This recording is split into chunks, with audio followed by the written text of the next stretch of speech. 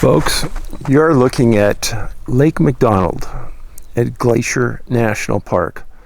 It's an epic day today.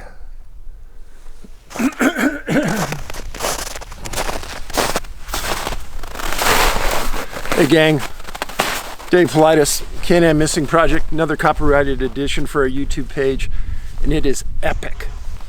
Truly epic. Why, you ask? Well, number one, if you saw my last video, you know that I talked about some people on YouTube that had been bothering me. Well, Mr. Ballen and his YouTube channel, a man of extreme honor and integrity, and we had a great conversation.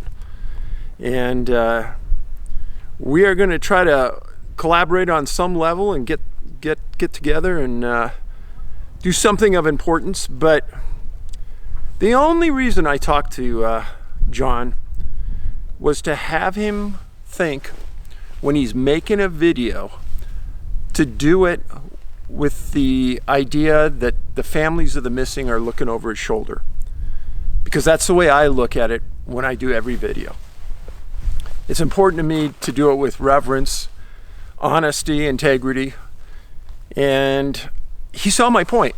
And he's a storyteller, and I'm more an investigator. I'm going to give you intimate details, an inside look, give you some analytics, and give you the critical thinker part of it.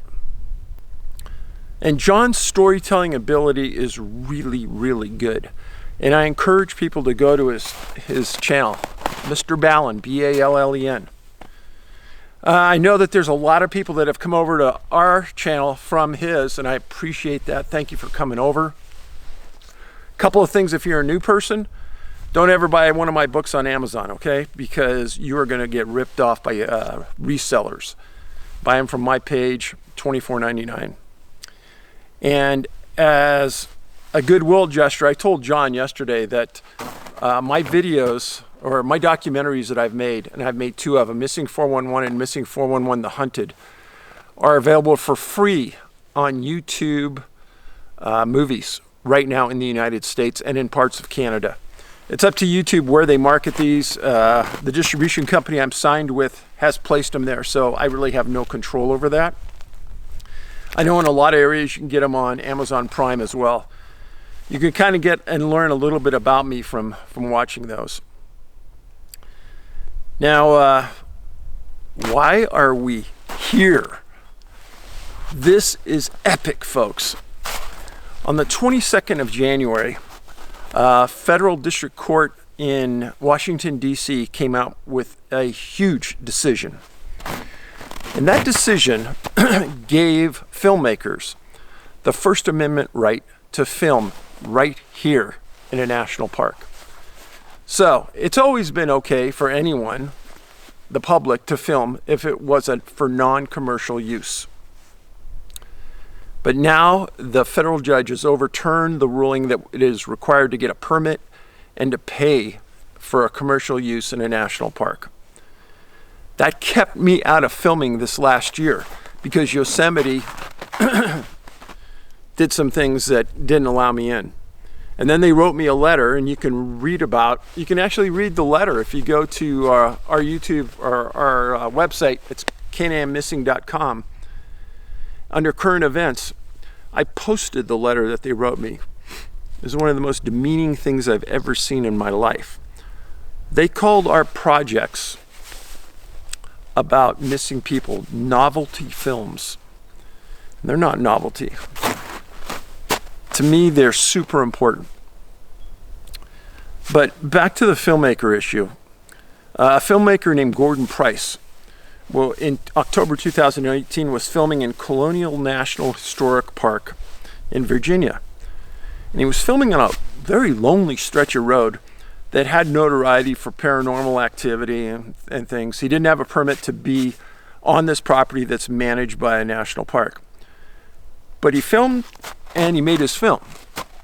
And once it got out, two national park law enforcement officers went to his record store and confronted him and asked him if he had a permit.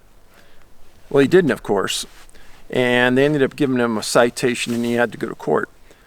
Well, he did a favor for all of us in film.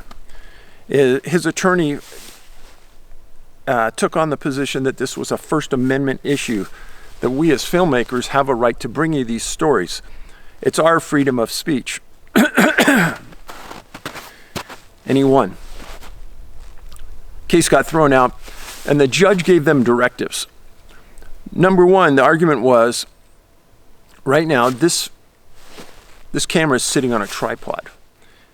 And whether that's my tripod or some citizen that just came on here to film for his family, how much damage is one tripod going to do to the environment?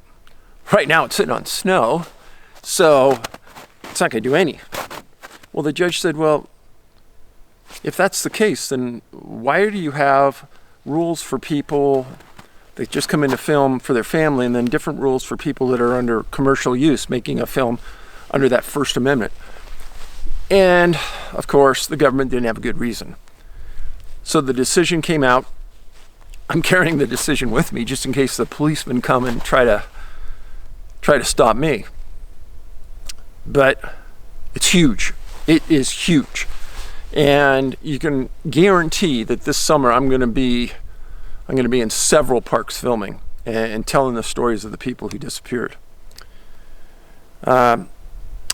So that's one of the reasons why I'm doing this video. I only do usually one a week, but this is a special occasion. This decision that filmmakers can now film without permits and without paying fees in national parks, and my talk with Mr. Ballen. One other thing, the only thing I talked to John about is just filming from the position that somebody from the family is looking over your shoulder. That's it. And the other thing I asked him to do was to push the personal locator beacon issue. And what I mean by that is that people who have followed me for a long time know that I tell everybody, whether you're a lone hiker walking around this Lake McDonald, or whether you are somebody going into the backcountry, always carry a personal locator beacon. If you go into Amazon.com, they have like 6 or 7 different type. And what they do is if you activate it, it sends a signal to a satellite that you're in distress, you need help. That satellite goes to National Oceanographic and Atmospheric Administration. They see someone's in distress, and they call somebody in that search and rescue jurisdiction. And they will find you within 10 feet of that beacon. I can't tell you how many people it's saved. Hundreds, probably thousands by now. But they aren't talked about a lot, and they should be. Now, on January 16th, the National Park Service made an announcement that a woman named Alice Xie, I believe you spell her last name, Xie, 41 years old, disappeared in Yosemite National Park. And that was their announcement. And they stated an approximate location, and that was their press release. Now, 6 days later, on January 22nd, they announced that she was found. But she was found the same day she disappeared. And there was never any explanation. There was never any explanation about how she was found, why they waited 6 days to announce, etc. And Alice was a Chinese national. It appears that she was visiting this country and visiting the park. And the circumstances about how she was lost and how she died, very murky. But that tends to be the National Park Service. And everything about missing people and deaths are very confusing. And it's very hard to get to the truth sometimes. But one thing is consistent about United States national parks: they're gorgeous. If you look at that backdrop right there, if you just see the beauty that we're blessed with. I'm about 45 miles right here south of the Canadian border. Now, during the summer months, Glacier is opened and has millions of visitors. And the end of this lake, Lake McDonald, there's a road that goes up into those mountains that you see in the backdrop, and it is just as beautiful as you see right now. The park is gorgeous, and I would recommend, come real early in the summer or come real late in the summer, because in the middle of the summer it's a zoo, and we even try to avoid it. Now the lake here, all the lakes around me are frozen solid. The McDonald doesn't freeze very often, and it's got some huge fish in it. I've caught some big fish here, and it's a lot of fun. Now right now, there's nobody here. I'm in a place called Apgar Village, APGAR. There's nobody here. And then, it's a little chilly. It's when I drove in, it was 19, above zero. For our Canadian friends to the north of me, they're going to say, "Oh, Dave, it's not 19 below zero?" No, but it is still chilly. And I could just sit here and stare at that all day. And I've been down here before, and I oftentimes see people painting, and you can see why. What a backdrop. There are a lot of people missing here in Glacier, and I'll talk about those when I come in for one of my future talks here in the park, and I'll try to move around a bit and give you a different look here or there. But again, this was just a pickup and a happy, upbeat kind of video I wanted to make, because I appreciated, and I had a great conversation with John Ballen, and I like the guy, and super considerate, good soul, not like you hear about a lot of people on YouTube. And he gave a lot of service to our country, and I deeply respect that. And I can tell that it's the start of a really good friendship, and anything I could do for him, I'm going to do it. And he's done a lot for me. So all the people coming on board, thanks for being here. I appreciate it. And again, you can get a hold of me at our website, canamissing.com. You can email me at missing411@yahoo.com. I told you about the movies, and I sincerely appreciate the new friendships that we've just made. Have a great day.